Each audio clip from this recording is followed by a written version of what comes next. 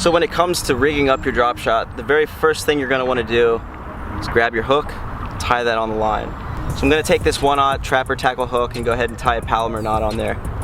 Another quick tip for you guys is when you're tying your knot onto your hook, if you go ahead and grab the base of the hook and you thread your Palomar knot through the back side, going out towards the point, bring it back in, and then you tie your knot, it should always stand straight out just like that, just how you want your drop shot hook to look. So after you get your hook on there, you're going to want to go ahead and put your weight on. This is a 3/16 ounce ball weight by 𝗙cie𝗶𝗹. It's got the really nice little pinchers on there that grabs the line. Also makes it really easy to adjust your drop shot if you want to shorten it up a little bit.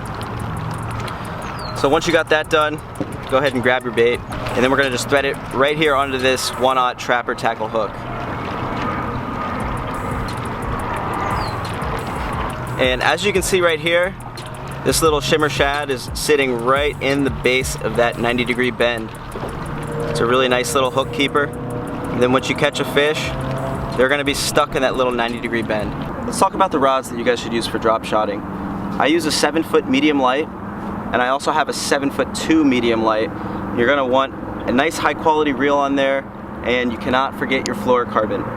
For this setup, I have 6-pound test fluorocarbon, and for my other setup, I have a 20-pound braided main line, and I'm always throwing on a fluorocarbon leader between 8 and 10 pounds. So now that we have these drop shots all rigged up, let's talk about where and when we're gonna fish them.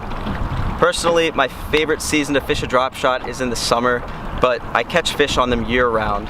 And the reason it's my favorite to fish in the summer is because I find that bass get on that finicky bite where they won't hit a jig or a Texas rig or pretty much anything but the drop shot. And when they're in their deeper holes, fishing a drop shot is just so much fun to get it down in 20 or 30 feet of water and just feel that bite, just your rod load up. As far as where to fish them, they're super versatile again there. You can fish them on docks, you can catch bedding bass with drop shots, you can fish them on points, weed lines, bluff walls, everywhere. It's wherever you want to throw it, you will catch a fish on a drop shot. So now that we've gone over where and when, let's get up and try to catch a fish. So let's talk about fishing the drop shot really quickly. So you can fish it vertically or you can cast it, both of which work fine. It just depends on what kind of technique you're really looking to do or what kind of fish you're targeting really. So in this instance, I'm actually fishing this dock here. It's called Blue Plains on the Potomac River. And what I'm doing is I'm casting around the pylons and up under the dock, and I'm trying to get these fish that are sitting on and near the bottom to come up and hit this drop shot. I'm gonna work my way down the dock, flip the drop shot up underneath, and see if we can get one to bite. There we go. So as you guys can see, that's right where you want that trapper hook to land. Right in that square of the hook. Pretty cool. Oh, that's a fish.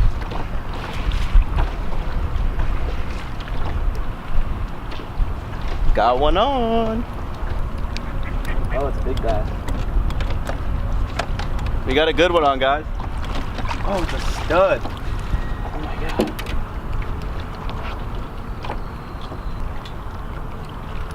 Boom! There we go. That's how you want to do it with the drop shot, guys. Look at this fish. And look at that. Look at that hook in his mouth. Just perfect. There you go, guys. 5 pounds even on the drop shot.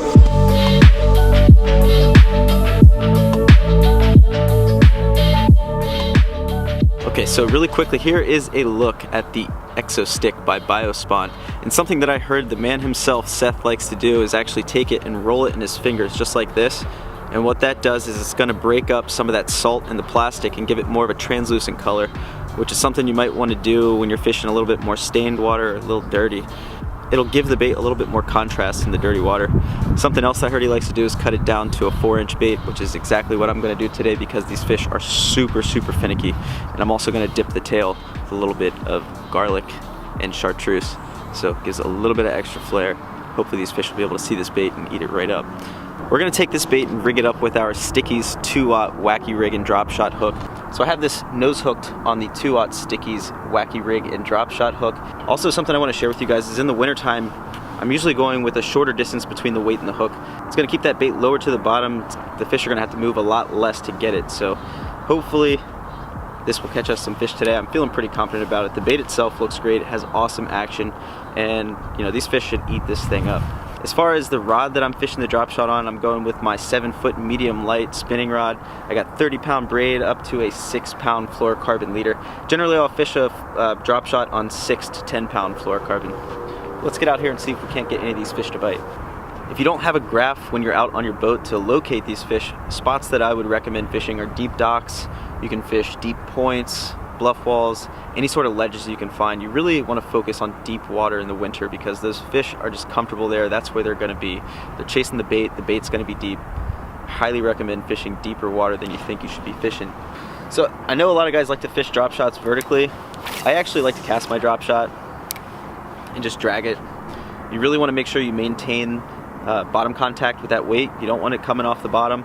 So I like to make a long cast out, make sure it sinks all the way to the bottom, and then you're just going to slowly lift your rod tip, just drag it. And I'm really just dead sticking this thing a lot in the winter. You don't need to give it too much action. The worm has enough action in itself, and these fish really just, they want something that's just sitting there. They want something they can come up to and eat with no issue. Oh, there's a little bite.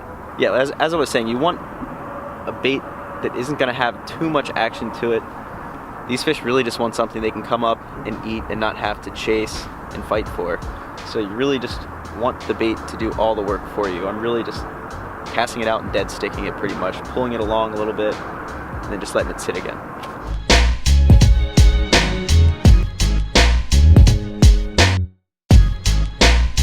So the two baits I'm going to show you guys today are going to be the 𝗙𝗹𝗶𝗹 and the Lucky John Hammer Stick.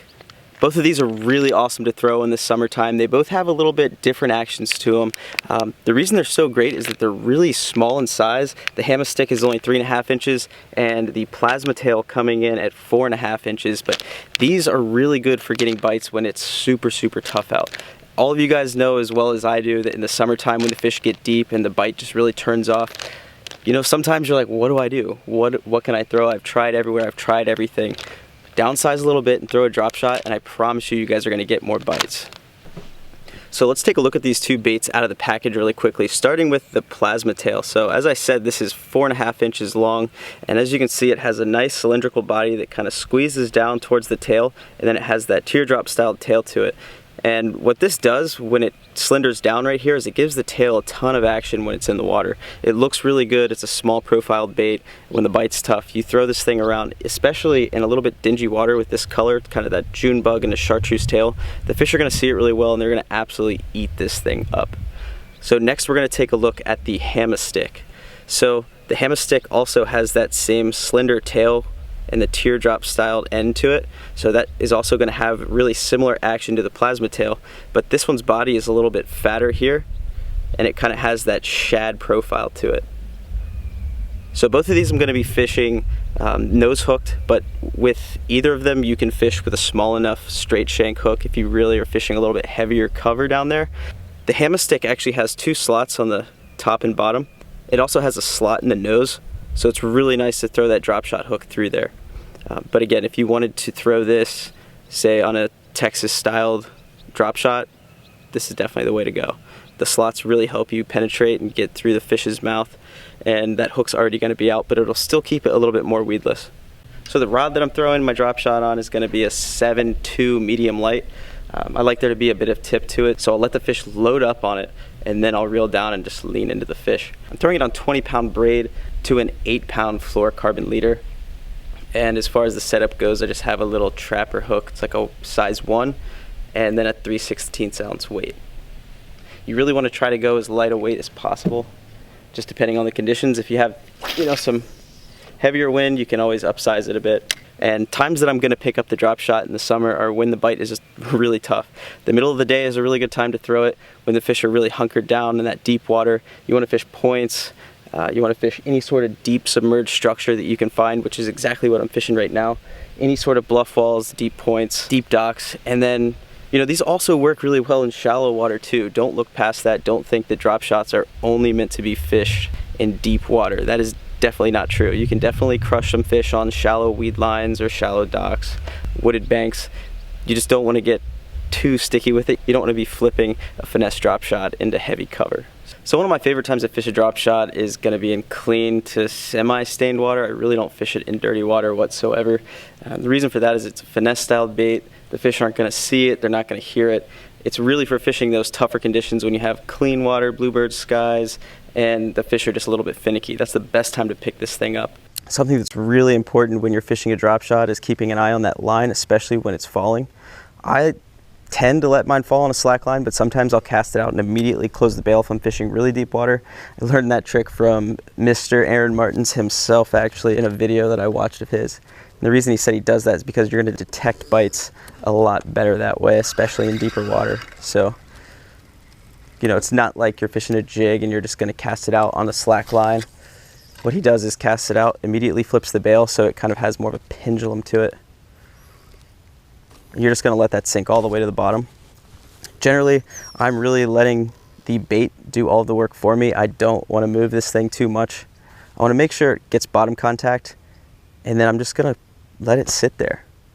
I'll give it a few hops, you know, twitch the tip of the rod a little bit just to give it a little tail movement. But other than that, I'm just going to let that bait do all the work for me.